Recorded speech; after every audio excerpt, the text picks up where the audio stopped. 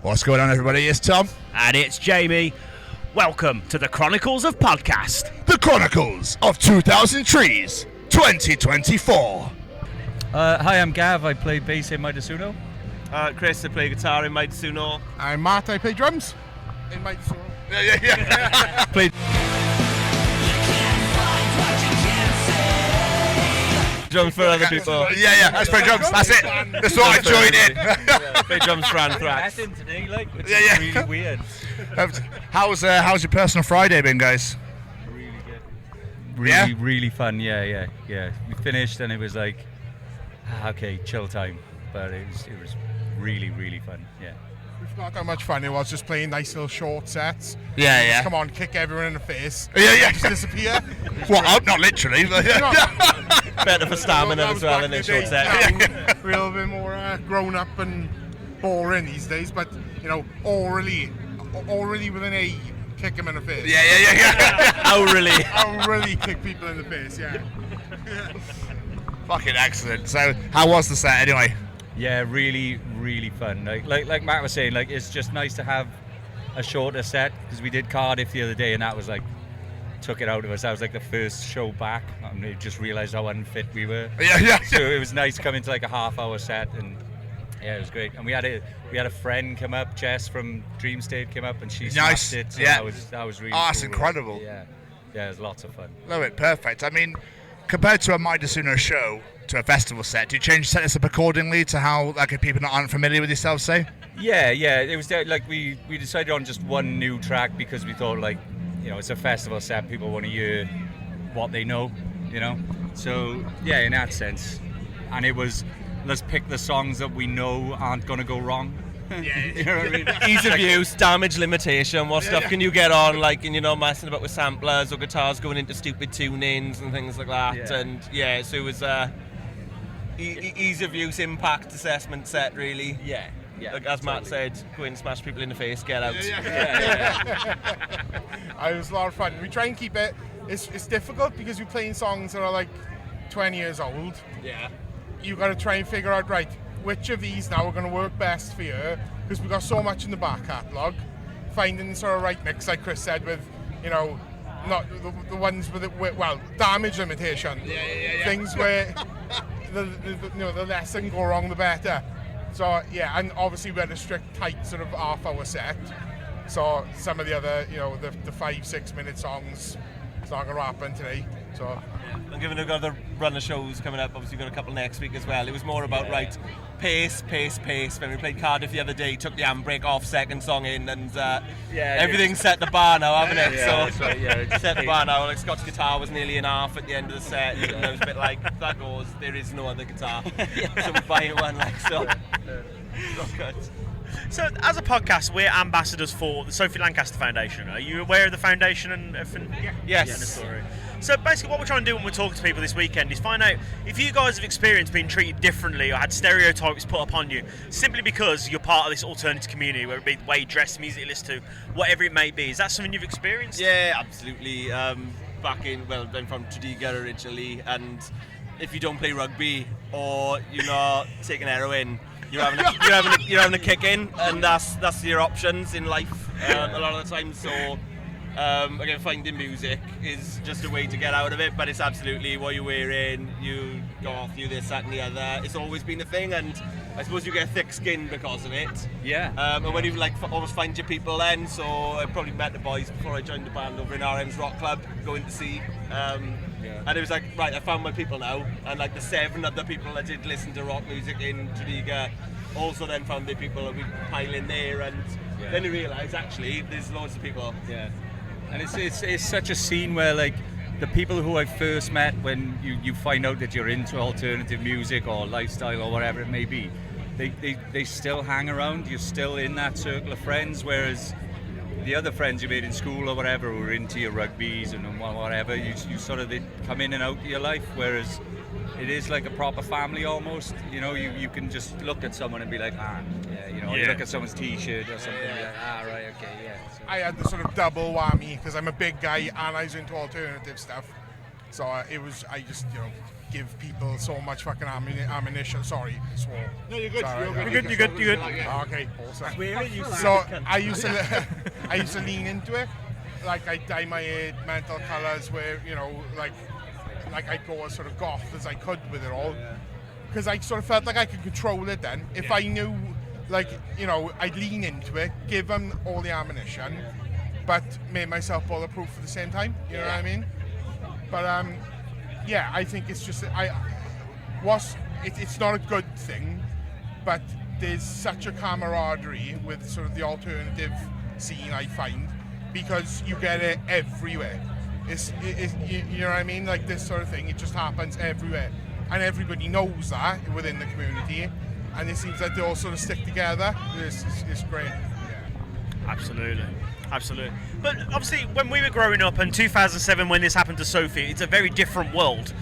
But now in 2024, do you think it's easier to be part of this community, or is there still work to be done? It's still difficult because I suppose what you have got is you can find your people sooner. So you've got social media and you can get in forums, you've got obviously Facebook, you know straight away you can meet people and network and that. But then the other side of the coin, you've got things that we didn't necessarily have to deal with in school. You've got cyberbullying and online stuff like that.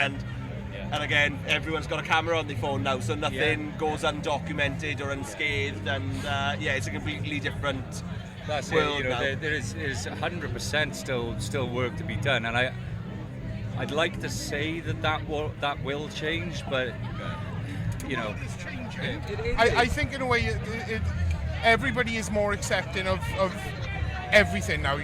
Sort of gender equality and the LGBTQ community and things like that. That's all, like you even look back 10 years ago, and the thought of like that was still sort of looked upon in a negative light. But now I think everything is more accepted. Yeah. But there's definitely still work to do. Yeah, I mean, but what can you do? I mean, there's bad people out there, and it doesn't matter what changes. Yeah. There's always going to be bad people. But I think social media has made things.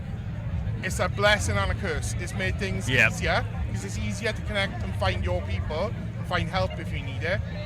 But it's also made it so much easier for the bad people to kind of, to find you and pile on. Absolutely, 100% agree. And that's something a lot of people have said this weekend. Social media, it is that thing, isn't it? It's beautiful, and it's also fucking horrible. Yeah, absolutely.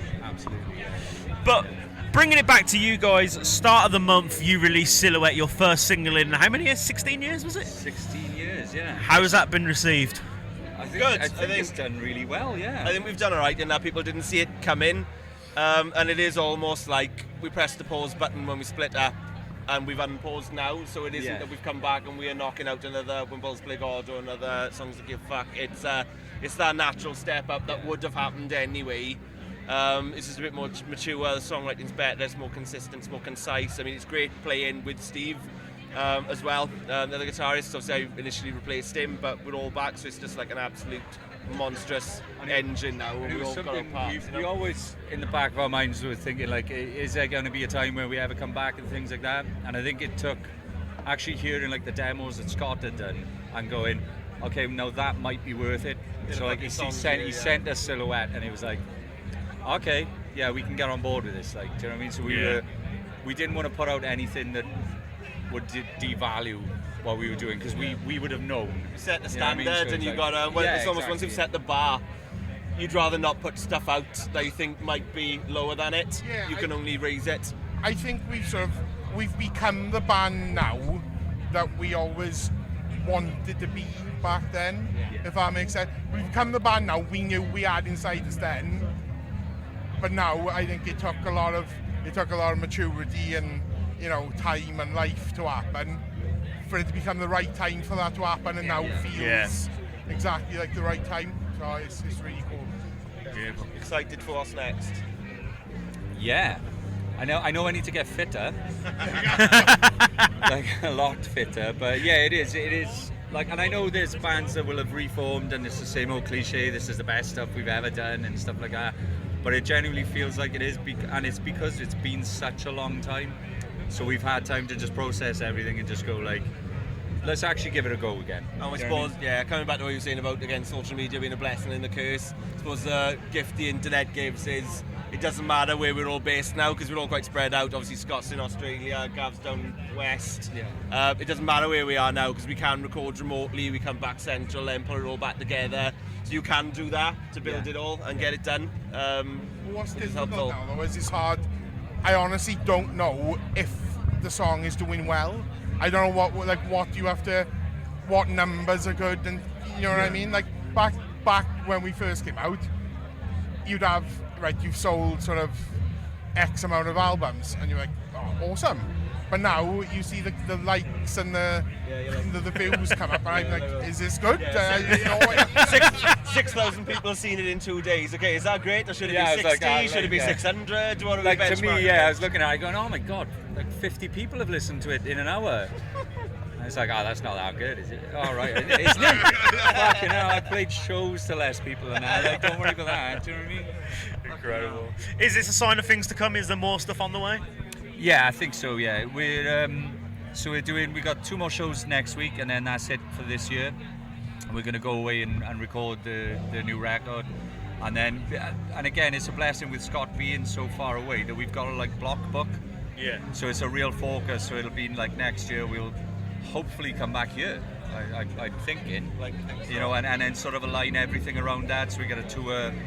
And sort of work that around the festival, and it just gives us that sort of focus so we can go, this is our time, let's fuck off for a bit, and then we come back. we're definitely going to do more. Like, we only did the 4 shows this year. It was kind of testing the water, just seeing if people still gave a fuck about the band. And the reception we've had since coming back has been really overwhelming. So next year is definitely going to be more. I think we'll put a tour together and maybe try and hit up a couple of festivals, because it's been so much fun so far. It's brilliant. And the next single's already done. It's just a matter of going back in, getting the mix done, and we'll hold that for a bit. And yeah, it's about getting the record now over the line and going back in, and we'll build everything around that. And then I think James Hetfield is on jameshetfield@hotmail.com. So I'm just going to email him and say, look, have you got any local shows coming up, you wouldn't mind us jumping on? I asked you for your bank details, eh? Yeah. £75. Any shows in South Wales we could jump on? Yeah. If you got anything local in the Rhondda, mate, you know, we'll play for a crate, Gents, this has been so much. Thank you so much for taking the time to sit down and chat with us. Really Much means appreciated. so Thanks much. for having Thank you us. so It's been a much. pleasure. And what a brilliant cause as well. Thank you. Absolutely. Fantastic. Thank you. Thank you. Okay.